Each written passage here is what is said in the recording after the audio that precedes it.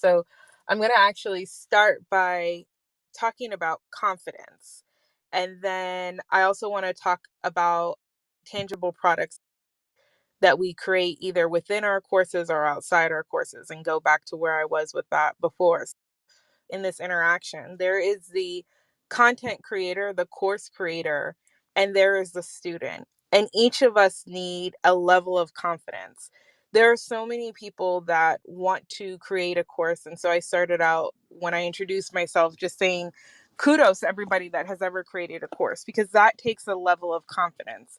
And sometimes when we start to doubt ourselves, we will stuff a course because we want to make sure we are giving the most value. But I want everyone here to know who is taking that first step to create a course that you are enough. I work in product management. I've built knowledge management centers for the government and nonprofit organizations.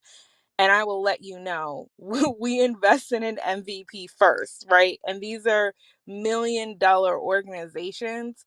So, as us as entrepreneurs, we should be starting with the least amount of investment and effort. But I also want to bring that point back to the fact that we've got to be confident in ourselves and what we are creating and what we're delivering to other people, because when you are, you're not going to throw in the kitchen sink, because you're going to know that your time, your energy, your content, your creation is valuable, and you're going to learn to space that out and chunk that out more, and it's going to give you so much back as a creator, as a strategist, as a coach.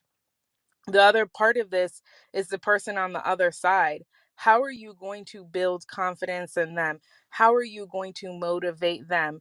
I've heard multiple people in this room discuss how they've invested their dollars without ever putting a minute into a course, starting a course, or creating a course. And there's a lot to unpack there, right?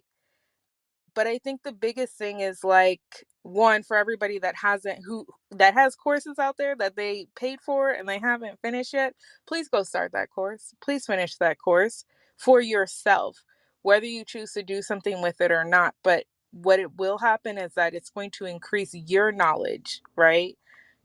And hopefully through that, it'll increase your confidence. When you're thinking of creating courses, I really encourage everybody to think about the learner on the other side. And currently I work with NSF, and that I always use a human-centered design approach, whether I'm building data catalogs or knowledge management platforms or user resources and materials for individual learners.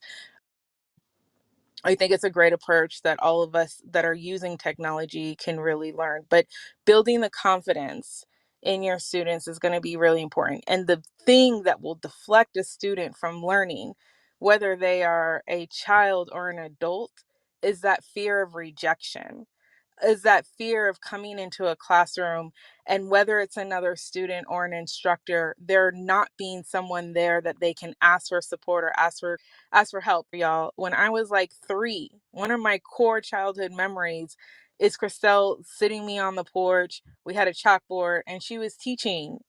So this is something that this woman has been passionate about since as far back as I can remember her.